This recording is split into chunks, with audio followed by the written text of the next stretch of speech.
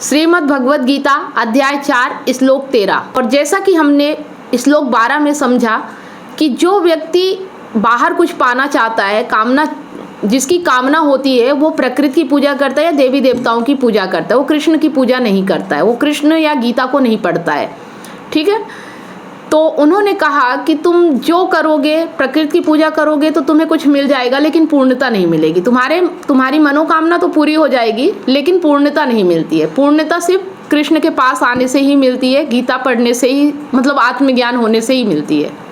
ठीक है, तो आज कह रहे हैं मेरे द्वारा गुणों कर्मों के विभागानुसार 4 वर्णों को बनाया गया है, और उनका कर्ता होने पर भी तुम जानना कि मैं तो अकर्ता ही हूँ। अब इस श्लोक का अर्थ अगर देखा जाए, संसार में बहुत ज़्यादा विकसित भी है और गलत भी उपयोग किया गया है ना। इसमें ये कहा जाता है, जैसा कि यहाँ पे कहा कि मेरे द्वारा गुणों कर्मों के विभागानुसार 4 वर्णों को बनाया गया है। मतलब वर्ण मतलब जाति प्रथा। ठीक है, तो ये चीज़ें कहते हैं कि ये कृष्ण के द्वारा बनाई गई हैं, और इसीलिए लोग गीता को कहते हैं कि बेकार है, क्योंकि यहाँ पे कृष्ण जाति धर्म की बात कर रहे हैं, वर्णों की बात कर रहे हैं। लेकिन लोगों को ये नहीं समझ में आ रहा है कि जब कृष्ण शरीर की ही बात नहीं करते हैं, वो तो आत्मा की बात करते हैं, तो वो जाति प्रथा की बात कैसे कर सकते हैं, है ना। लेकिन उन्होंने जिस आधार पे कहा है, किसी ने गीता पढ़ी नहीं और इसीलिए लोग समझते नहीं हैं, है ना। अक्सर हमारे यहाँ पे जो जाति धर्म बनाई गई है वो मतलब शरीर के हिसाब से होता है। तुम्हारा जन्म जिस जाति में या जिस घर में हुआ है, तुम्हारी जाति वो बनाई जाती है। ठीक है, लेकिन यहाँ पे जो कृष्ण कह रहे हैं वो अलग बात कह रहे हैं। वो क्या कह रहे हैं कि गुणों कर्मों के विभागानुसार 4 वर्णों में किया गया है ना। तो 4 वर्ण कौन कौन से होते हैं? ब्राह्मण, क्षत्रिय, वैश्य, शूद्र। तो वो गुणों और कर्मों के आधार पे बताया गया है, ना कि किसी घर में, क्षत्रिय के घर में जन्म लेने से तुम क्षत्रिय हो जाते हो, ना वैश्य के घर में जन्म लेने से तुम वैश्य हो जाते हो। लेकिन लोगों ने इसका इसी तरह से दुरुपयोग किया है ना। तो यहाँ पे एक चीज़ समझना है कि जो अर्जुन की मेन समस्या अध्याय 1 में है, 18 अध्याय तक मुझे ये समझ में आ रहा है कि उन्हीं समस्याओं को विस्तार पूर्वक बताया जा रहा है ना। उन्होंने जैसे कहा कि वर्ण संकर पैदा होंगे, और उन्होंने ये क्यों कहा? क्योंकि शरीर के आधार पे कहा। लेकिन कृष्ण इसे नकार रहे हैं कि शरीर के आधार पे ऐसा नहीं होता है, लेकिन ये मैं बनाता हूँ गुणों और कर्मों के आधार पे। गुण और कर्म की बात हो रही है यहाँ पे। ठीक है, तो जब बात आती है गुणों की, तो गुण कैसे होते हैं? प्राकृतिक होते हैं। 3 गुण होते हैं, है ना, जैसे कि हमने बात की। और प्रकृति तीनों गुणों से चल रही है, और ये 3 गुण ऐसे होते हैं जो हमारी प्रकृति से ही आते हैं, या हमारी मतलब पीढ़ियों से आते हैं, डीएनए से आता है। गुण हमारे डीएनए से आता है। ठीक है, तो जो ये पुनर्जन्म की भी बात कही गई है ना, वो इसी आधार पे कही गई है कि इंसान के गुणों का पुनर्जन्म होता है। ठीक है, कभी भी उस व्यक्ति का पुनर्जन्म नहीं होता जो व्यक्ति है ना। वो तो बस एक ही जन्म मिला है। लेकिन लोग कहते हैं और मृत्यु से बहुत डरते हैं, इसलिए वो ये बातें करते हैं कि हमारा फिर से जन्म होगा, पुनर्जन्म होगा। लेकिन ये समझना बहुत ज़रूरी है कि हमारा पुनर्जन्म नहीं होगा, और हमें एक ही जन्म मिला है, और इसी जन्म को हमें सार्थक बनाना है। ठीक है, तो ये बहुत मान्यताएं हैं, प्रचलित है ये श्लोक।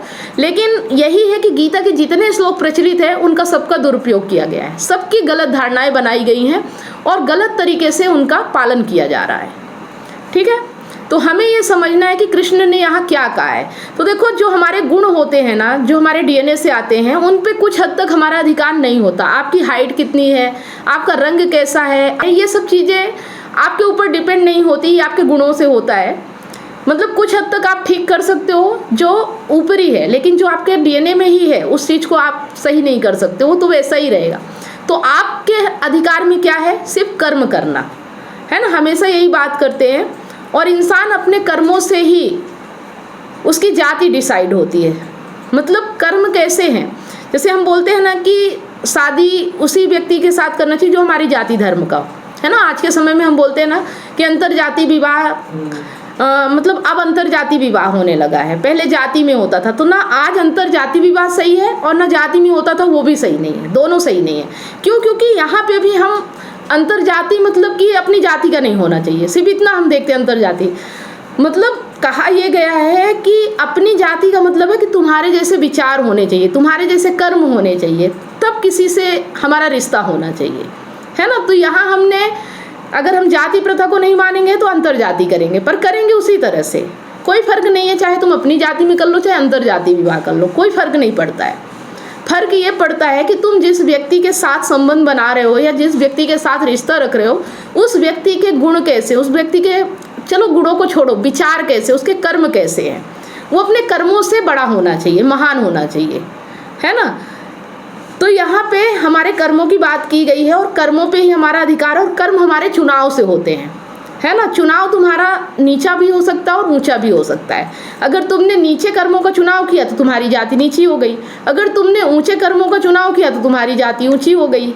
तो ये तुम्हारे कर्मों पे डिसाइड होता है। और कृष्ण कह रहे हैं कि मैं कर्ता होते हुए भी अकर्ता हूँ, क्योंकि मैंने बताया तो है कि ये सब होता है, लेकिन यहाँ मुझे नहीं करना है, यहाँ चुनाव तुम्हारा ही होगा, अधिकार तुम्हारा है और तुम ही करोगे, इसलिए मैं अकर्ता हूँ। इसमें मैं नहीं कर रहा हूँ कुछ कि मैं कुछ कर रहा हूँ, समझ रहे हो। जैसे कि एक वीडियो गेम है ना, तो बनाने वाले ने वीडियो गेम बना दिया, लेकिन अब उसमें आप जीतोगे हारोगे या कितना अंक प्राप्त करोगे ये आपके कर्म पे डिसाइड करता है, ये वो डिसाइड नहीं करता जिसने गेम बनाया है।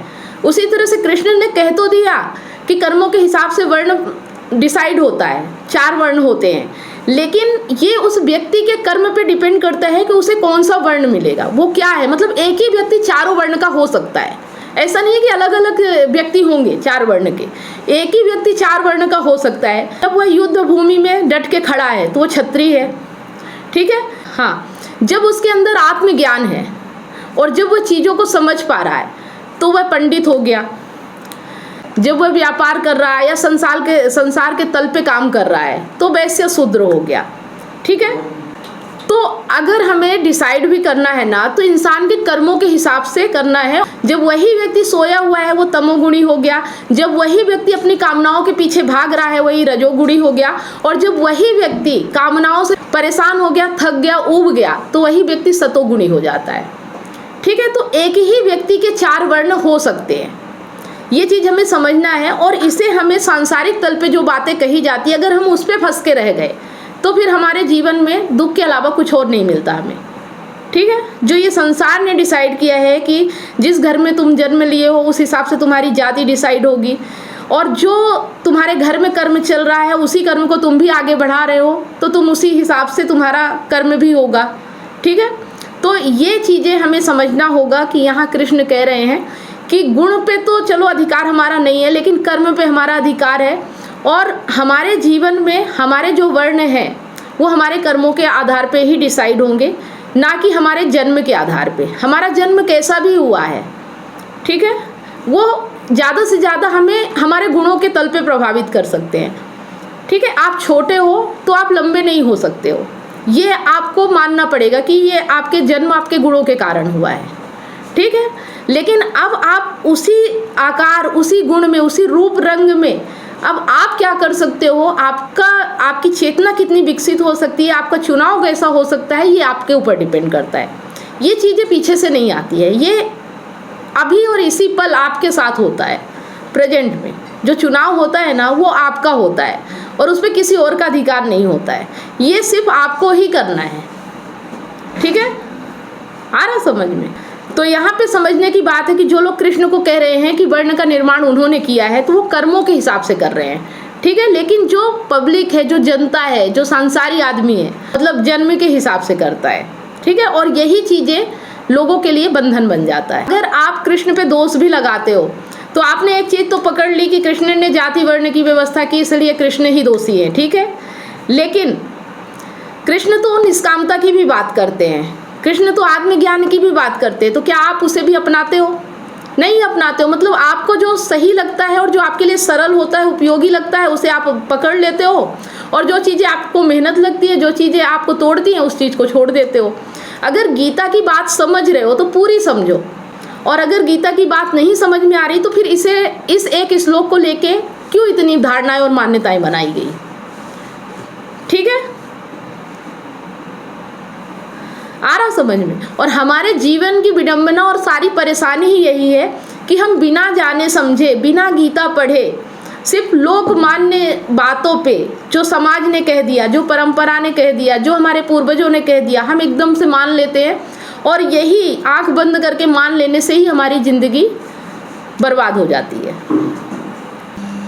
गीता को पढ़ने के बाद हमें ये समझ में आता है कि हमें तथ्यों पे चलना है, जो सत्य है, जो वास्तविकता है, हमें उस पे चलना है। और अगर तथ्य नहीं है, प्रमाण नहीं है, तो हमें उस बात को वैसे ही नहीं मान लेना है। ठीक है? तो अभी आपको समझ में आ गया है कि व्यक्ति का निर्धारण हमें उसके जन्मगत जाति से नहीं करना है, बल्कि उसके कर्मों के हिसाब से करना है। उसका कर्म कैसा है, अगर उसका कर्म अच्छा है, उसका कर्म ऊंचाइयों की ओर है, तो ऊंची जाति का है।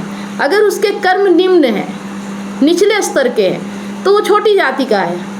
ठीक है? इस तरह से डिसाइड करना है जी।